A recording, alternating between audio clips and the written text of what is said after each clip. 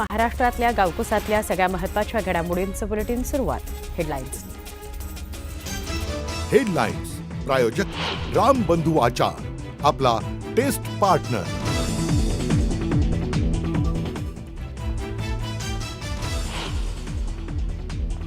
मुख्यमंत्री देवेंद्र फडणवीस आज नाशिक दौऱ्यावर. शिलापूर भागातील CPRI या लॅबचं मुख्यमंत्री उद्घाटन करणार. गिरीश महाजन आणि छगन भुजबळही त्यांच्या सोबत उपस्थित असणार. संतोष देशमुख हत्या प्रकरणी आज बीड जिल्हा विशेष न्यायालयामध्ये सुनावणी. वाल्मिक कराडच्या संपत्ती जप्तीच्या अर्जावर निकाल येण्याची शक्यता.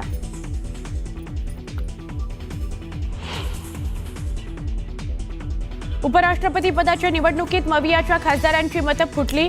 ठाकरेंच्या पक्षाची 5 तर शरद पवारांच्या पक्षाची 2 मतं फुटल्याचा एनडीएच्या नेत्यांचा दावा.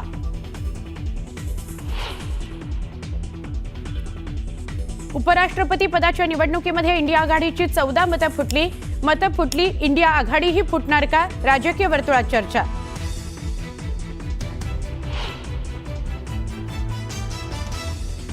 एनडीएचे CP राधाकृष्णन नवे उपराष्ट्रपती. इंडिया आघाडीच्या B सुदर्शन रेड्डींचा पराभव.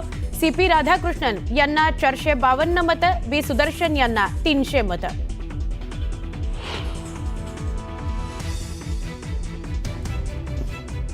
ठाण्यात सत्ता आणायची असेल तर रावणाच्या अहंकाराचं दहन करावं लागेल. वनमंत्री गणेश नाईकांनी फुंकलं ठाणे महापालिका निवडणुकीचं रणशिंग.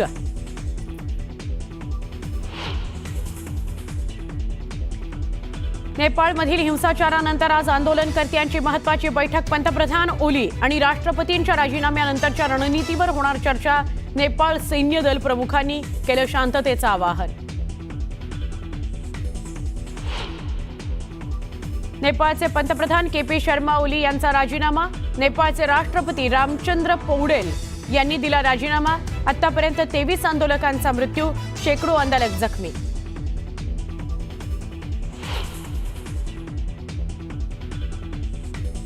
पूरग्रस्त भागाचा दौरा केल्यावर पंतप्रधान नरेंद्र मोदींची मोठी घोषणा. हिमाचल प्रदेशला 1500 कोटी, पंजाबला 1600 कोटींची मदत जाहीर.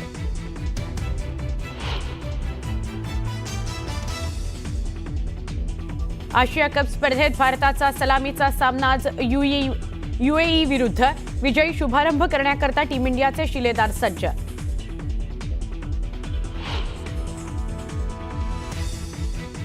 आणि आयफोन प्रेमींकरता आनंदाची बातमी. दमदार फीचर्ससह बहुप्रतीक्षित आयफोन 17 अखेर लॉन्च. आयफोनचा आतापर्यंतचा सगळ्यात स्लिम आयफोन एअरचंही दिमागदार उद्घाटन. हत्या प्रकरणातील 6 आरोपींना पोलीस कोठडी सुनावण्यात आलेली आहे. 15 सप्टेंबरपर्यंत आरोपींना पोलीस कोठडी सुनावण्यात आली. पुण्यामध्ये 4 दिवसांपूर्वी आयुष कोमकरची आंदेकर टोळीनं हत्या केली होती. गोकुळ दूध संघाची सभा यावर्षी देखील वादळीत झाली आणि गोंधळातच सर्व विषय मंजूर करण्यात आले. संचालकांची संख्या 21 वरून 25 करण्याचा ठराव मंजूर करण्यात आला. तर शौमिका महाडिकांनी मात्र याला तीव्र विरोध दर्शवला.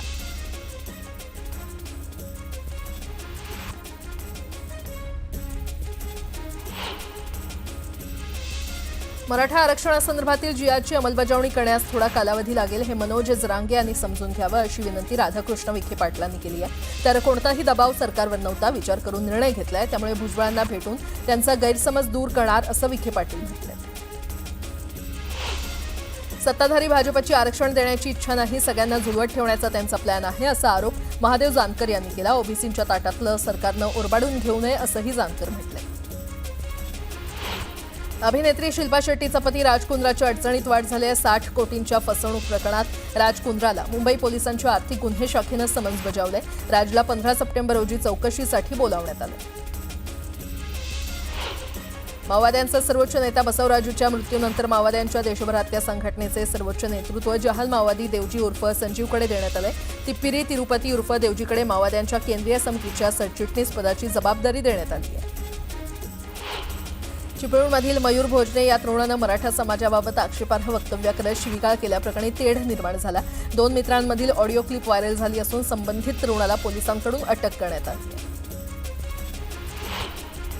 बीडच्या परळी रेल्वे स्टेशन परिसरात 6 वर्षीय मुलीवर अत्याचार झाला होता. या घटनेच्या निषेधार्थ अंबेजोगाईच्या उपविभागीय कार्यालयावर निषेध मोर्चा काढण्यात आला. आरोपीवर जलदगती न्यायालयामध्ये खटला चालवून फाशीची शिक्षा देण्याची मागणी करण्यात आली.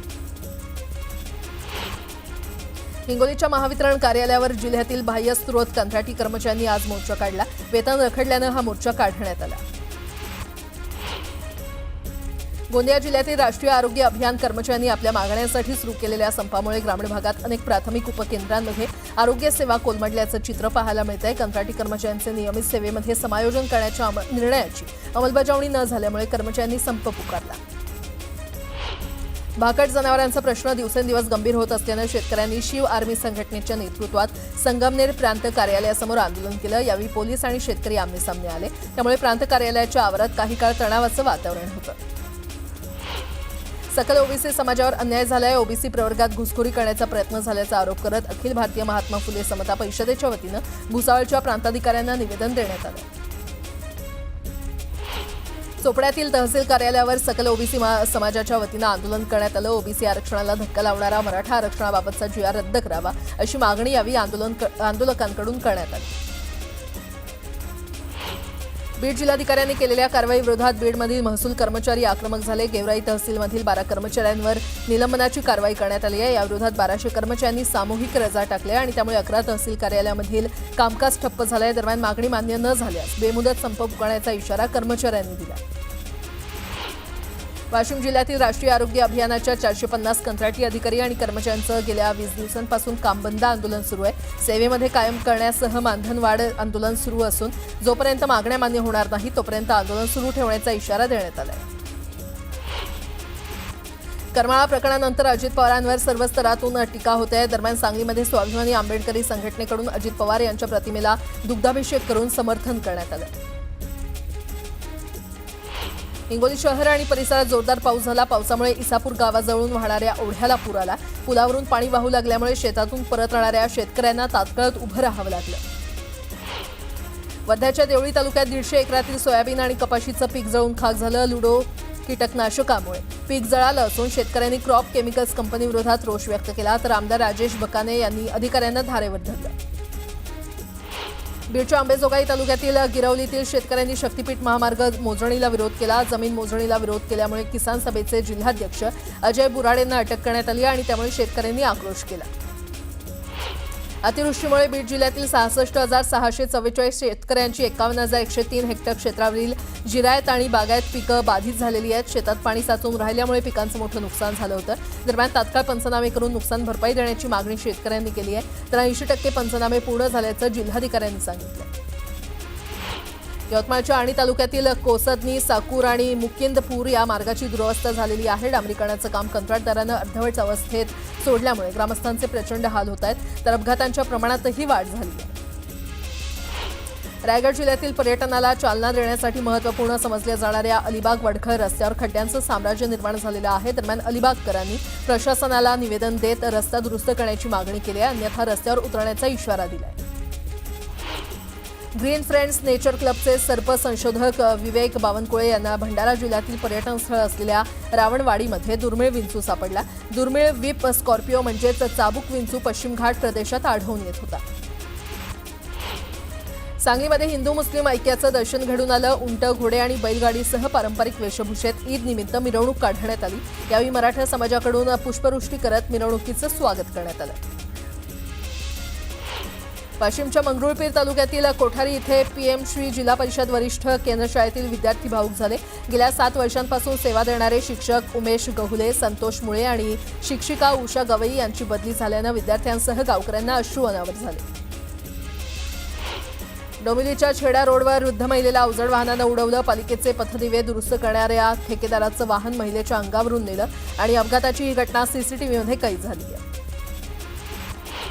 जुन्नर तालुक्यातील बोरीगावच्या परिसरातून मुख्यमंत्री सौर कृषी योजनेच्या अॅल्युमिनियम धातूच्या तारांची चोरी करणाऱ्यांना पकडण्यात आळेफाटा पोलिसांना यश आलंय. या प्रकरणी सौरभ ओमकार तांगडे आणि विशाल सूर्यवंशी यांना आळेफाटा पोलिसांनी ताब्यात घेतलं असून फरार आरोपी विकास कुऱ्हाडे आणि सिद्धेश साळुंखे यांच्या साथीनं सदरचा गुन्हा केला असल्याची कबुली त्यांनी दिली आहे. अकोल्यातील डाबकी रोड पोलीस ठाण्याच्या हद्दीमध्ये एका 16 वर्षाच्या अल्पवयीन मुलीला चाकूचा धाक दाखवून तिच्यावर बलात्कार केल्याची घटना घडली होती.